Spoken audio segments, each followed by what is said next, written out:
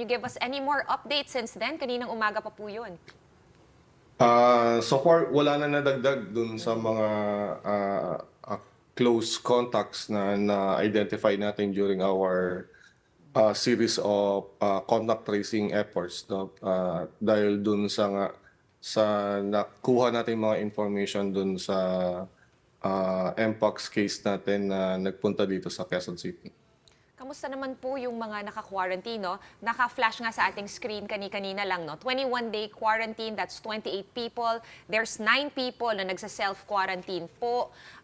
Itong mga to po ba ay taga Quezon City or galing din po sa labas? And kamusta ang kalagayan nila ngayon? Dun sa high risk or yung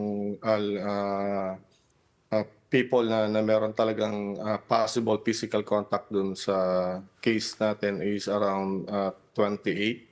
One is the massagist, no, na nag-service dun sa nag-massage dun sa client natin.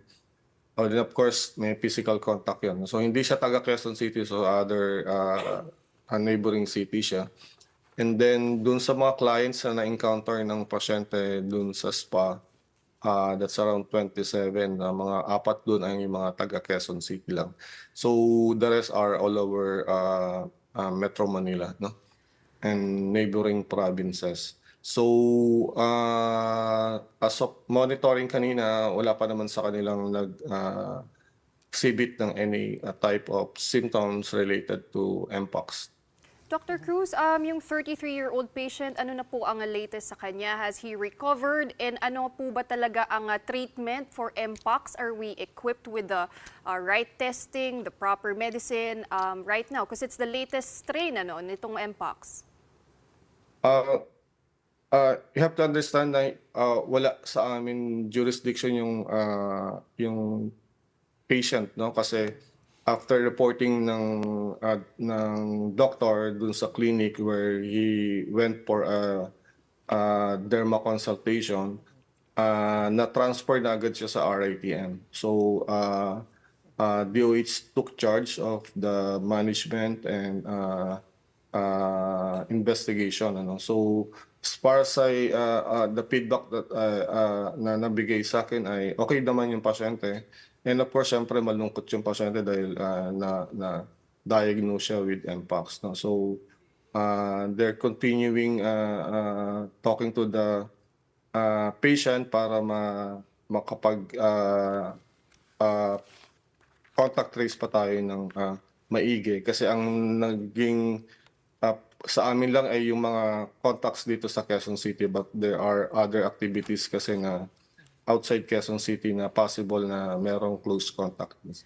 Okay, But he's not in quarantine, is he, the patient? The patient is isolating in RATM, Okay, as far as so I he know. still Andun pa rin needs- po siya. Okay, he still needs to be quarantined. Dr. Cruz, Yeah, would we know kung alin pong strain? Balikan ko lang yung tanong ni Pauline because as far as reports go, 2 po daw yung strain ng Mpox. Yung isa mas malala than the other strain.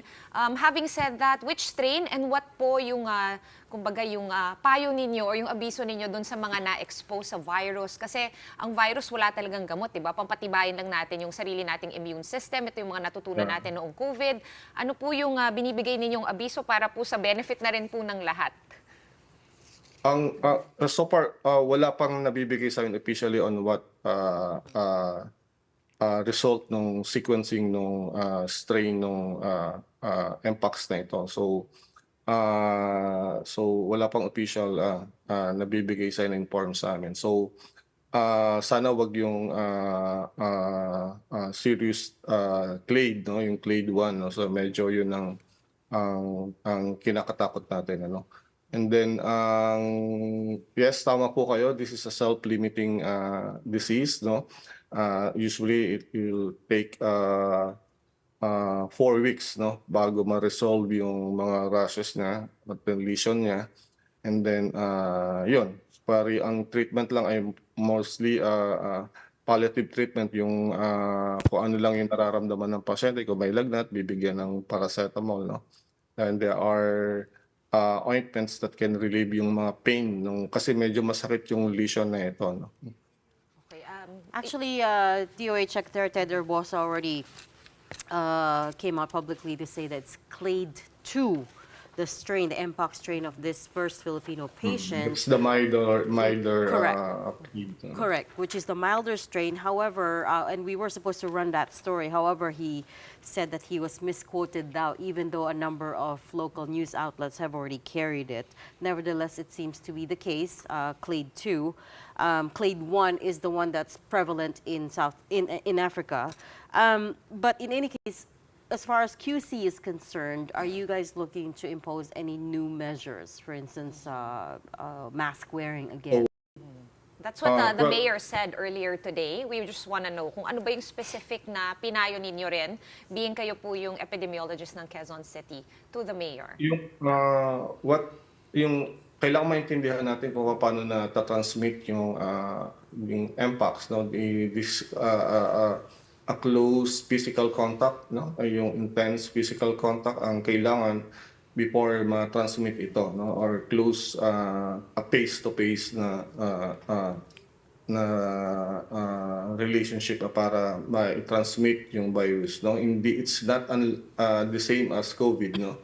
Na respiratory type of infection. So ang kailangan ay, and this is mostly nakikita doon sa mga high-risk individual who have more sexual activities, no, multiple partners activity, no. So kaya kailangan mag-ingat yung mga merong practice na ganon at this time na ang Mpox ay nasa Pilipinas, no. So ang sa Quezon City, we found out that there are sexual activities na nangyayari dun sa mga spa na ito among clients, no. So ang kailangan namin ay stricter implementation of our health measure dun sa mga ganitong klaseng establishment, no. So our BPLD, yung business unit ng aming LGU are going around the city checking the licenses of this spa and other entertainment establishment that have employees that have clear relationship with their clients, no.